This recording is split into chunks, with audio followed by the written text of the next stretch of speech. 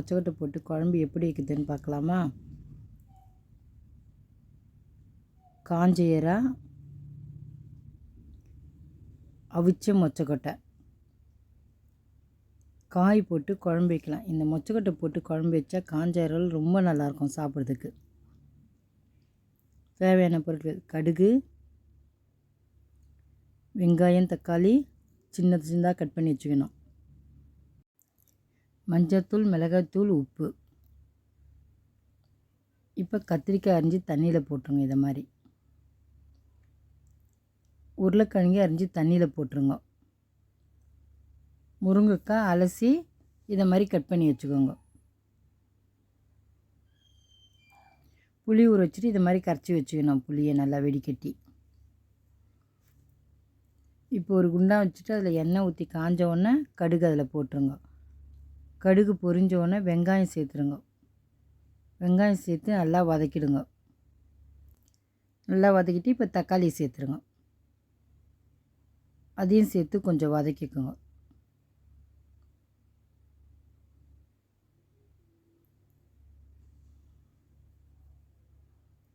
நல்லா வதக்கிட்டு இப்போ நம்ம கத்திரிக்காய் அரிஞ்சு வச்சுருக்கோம் பாருங்கள், அதை எடுத்து இதில் சேர்த்துருங்க. சேர்த்துட்டு அதையும் நல்லா வதக்கிடுங்க.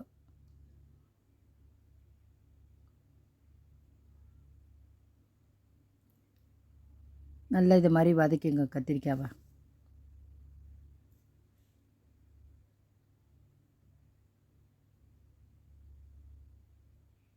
கத்திரிக்காய் நல்லா வதங்கிடுச்சு. இப்போ நம்ம கரைச்சி வச்சுக்கிற புளி தண்ணி எடுத்து அதில் சேர்த்துருங்க. மஞ்சள்தூள், மிளகாய்த்தூள்,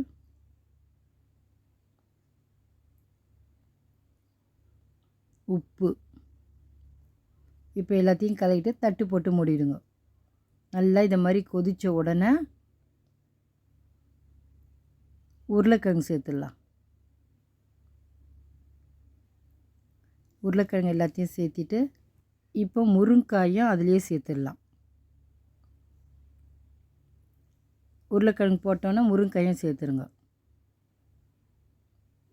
இப்போ ஒரு தட்டு போட்டு மூடிடலாம். இப்போது காஞ்ச ரவை எடுத்து ஒரு கடாயில் போட்டு நல்லா வதக்கிடலாம். வதக்கணும்னா நல்லா வாசனை அடிக்கும். அப்போ நிறுத்திடலாம் ஸ்டவ்வை. நிறுத்திட்டு அது தண்ணி ஆறின பிறகு தண்ணியை ஊற்றி அதில் மண் இருக்கும், நல்லா இதை மாதிரி அலசிடுங்க. நல்லா அலசி இதை மாதிரி பிழிஞ்சிக்குங்க மண் இல்லாமல். இப்போது குழம்பு கொதிச்சிருச்சு, அதில் போட்டுடலாம். காயெல்லாம் வெந்துருச்சு, அதில் சேர்த்துட்டு திருப்பி ஒரு தட்டு போட்டு கொஞ்ச நேரம் கொதிக்கட்டும். இப்போ வரும் கொதிச்சிருச்சு.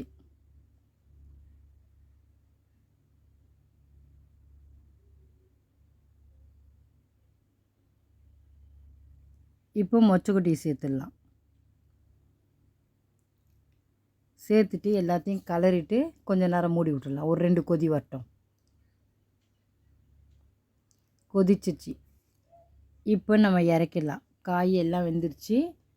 இப்போ நம்ம இறக்கி வச்சிடலாம். குழம்பு ரெடி ஆயிடுச்சு. சாப்பிட்டு பார்த்துட்டு எப்படி இருக்குன்னு சொல்லுங்கள். நீங்களும் இதே மாதிரி மொச்சக்கட்டையும் காஞ்ச எறா போட்டு குழம்பு வச்சு பாருங்கள். உண்மையிலே இது ரொம்ப நல்லாயிருக்கும் சாப்பிட்றதுக்கு.